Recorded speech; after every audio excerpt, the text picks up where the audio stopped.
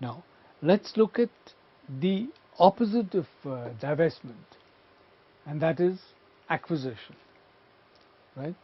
Here we are considering a strategic option where a company is asking whether it should buy over another company.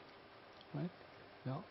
Now, acquisition has not been a major business feature in India so far, right? But definitely in the next 10 years, we are going to see a lot of acquisitions taking place. What are the positives of acquisition? One major positive is in the marketing area, where acquisition could complete a line of products. For instance, let's take an automobile company manufacturing cars and two-wheelers and tractors.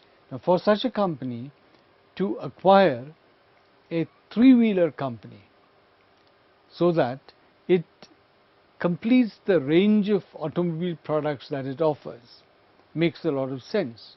So, acquisition one of the positives of acquisition is that it could complete the range of products. Alternatively, acquisition has another positive in the production area, right? Acquisition could bring in skills.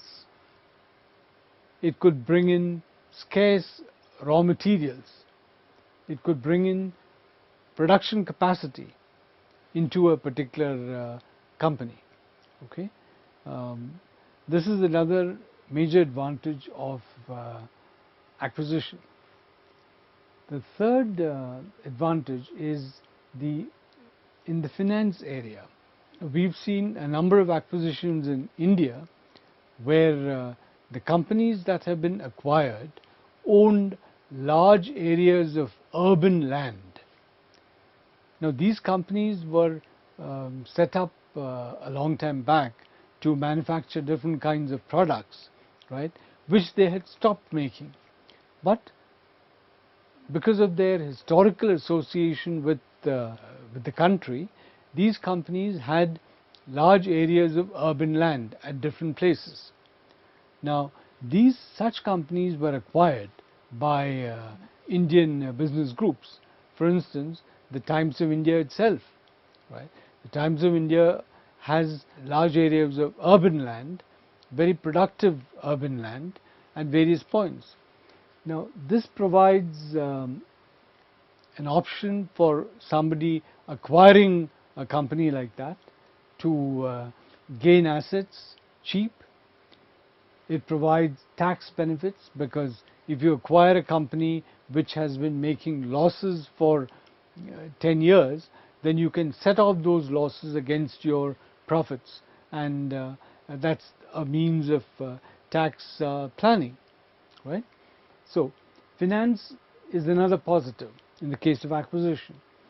And finally, you may overcome an entry barrier, right? Now, sometimes there are some kinds of distribution channels which require a lot of time to develop. For instance, if you are talking about a home selling proposition, right, then to acquire a company like Eureka Forbes, right, which used to base its entire marketing strategy on home selling, right, acquisition of a company like that would make a lot of sense. So these are the positives of acquisition. Now, acquisition also has negatives.